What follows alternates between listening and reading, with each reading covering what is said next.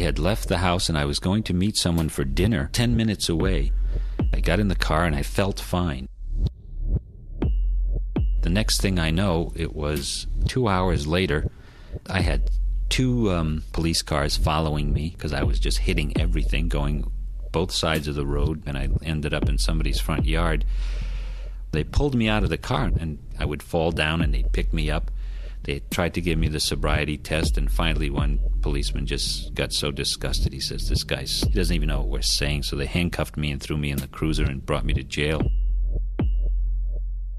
That's when they called the emergency, and the ambulance came over, and when they revived me, I just sat right up, and the guy said, we've got your sugar up to about 90 right now. How do you feel? And I said, 90? Where am I?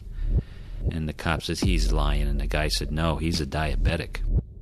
And I kept saying, where's my car? And finally, the guy in the ambulance said, you don't want to know. You don't want to know anything that happened tonight. At the trial, the policeman said, we're dropping all the charges. Then the DA said, no, you're not. And the DA said, he's been a diabetic for 18 years. He should know better. I don't know what I should have done or what I could have done. I'm living this 24/7, and I'm trying to do the best I can.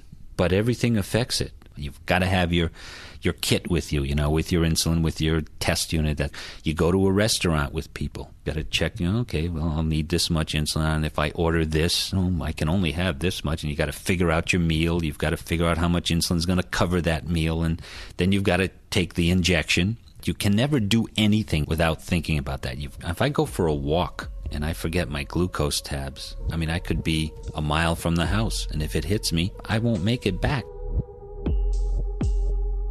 And you just never know what's it going to do next, what you need to do, what you want to do, it doesn't care. It doesn't care. After a while, you burn out.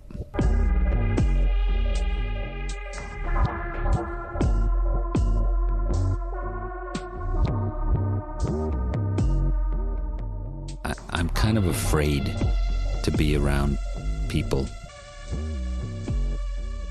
I lost a job once just because I was embarrassed to say that I was excuse me, can we take like 20 minutes out? Do you mind if I sit over there and chew down these glucose tablets? And I'm, there's something wrong with me, and I need you to understand. And I couldn't do it.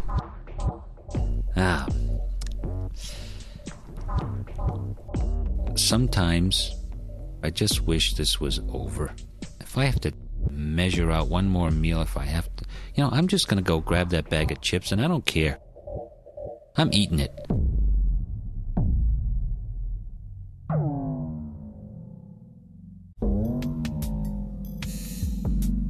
Sometimes I hate it so much that I think, well, maybe there's a reason for it. Maybe I'm supposed to have this for something that I need to learn. And one of the things I needed to learn was that I can't be totally independent. I always used to think about, boy, it would be great if I ever made a lot of money. I would get that place in the mountains, and I would just never have to deal with people again. I would have everything delivered that I wanted and then go away. And I don't feel that way anymore. I wouldn't like it up there on that mountain. I think I need to be with people. I guess people, you need people. In that job that I lost and that client that I lost because I couldn't tell them, I keep thinking back that maybe they would have liked to help me, Well, do you need something? Would you like a drink? Would you like something to eat? A lot of times I go through that where I'll say, I hate people. I wish they would just leave me alone. But, man, if I had to get through life without anybody, that'd be pretty tough. My third brother just got diagnosed with it last year.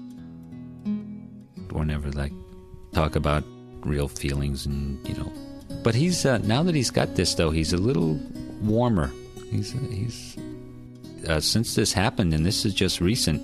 Whenever we talk on the phone, instead of saying goodbye, he always says, "I love you." It's just like a completely new thing for me. I like it. I always say I love you back. It's, So I guess it's true what they say. You do fall in love with your own disease, don't you?